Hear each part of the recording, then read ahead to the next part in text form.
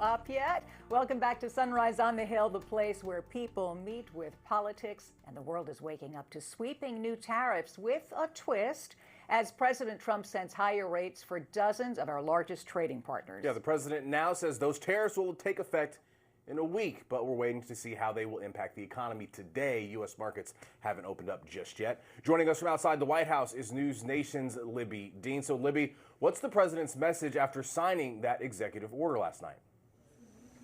Good morning, Corey and Hillary. A senior White House official tells me that the president is feeling emboldened now that this tariff deadline has come and gone. Of course, it was midnight into this morning where we were expecting those tariffs to go into effect. But this executive action that the president took actually makes these tariffs on all of the U.S.'s trading partners. Those go into effect next week, August 7th. So that was a push there.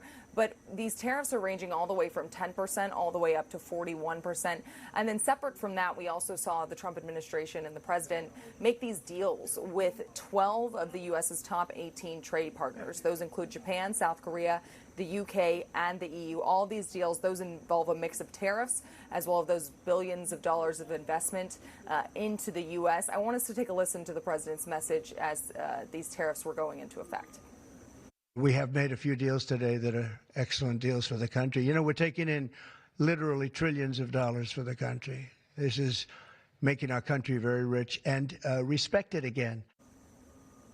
So the president touting the tariffs there and the money they have brought in, but the president still has a few deals in the works here, including with 3 of the U.S.'s major trading partners. That's, of course, Canada, Mexico, and China. Now, Mexico, they got that 90-day extension to make a deal. Right now, they're facing 25% tariffs on goods, as well as 50% tariffs on metal goods. And then also this deal with Canada. Right now, it seems like the president said it's, quote, very hard to make a deal with Canada right now because they recognize Palestine as a state. So we're seeing some foreign policy decisions impact economic policy here at the White House. Now, as for China, they also have this deadline that has now been extended into later next week as well. Canada actually did react to this 35% tariff that is now being imposed on them by the U.S., saying they're very disappointed, but they are working towards and looking forward to negotiations with the U.S. to see if they can ultimately make a deal. But it seems like the president not wanting to come to the negotiating table at this time.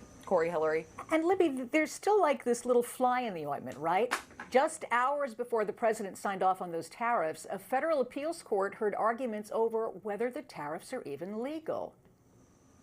That's right. These oral arguments happened yesterday, and it is this lawsuit that's actually a coalition of businesses and then a dozen Democratic states who are suing the Trump administration, claiming the president doesn't have the authority to use the emergency powers here to ultimately bring these sweeping tariffs. And this all has to do with the deal that's called the International Emergency Economic Powers Act of 1977. That allows the president to issue economic sanctions in an emergency to counter an unusual and extraordinary threat. And he used that on Canada, Mexico, and China, citing the fentanyl that he believes is flowing into the U.S. And that is the reason that he was able to use this executive authority. But notably, within this executive authority, it makes no mention of tariffs within that. Now, right now, there's no deadline set.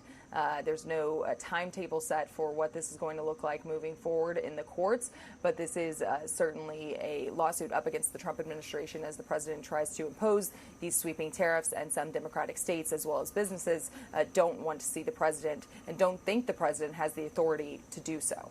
Right. Libby, thanks so much for being with us. We really appreciate it.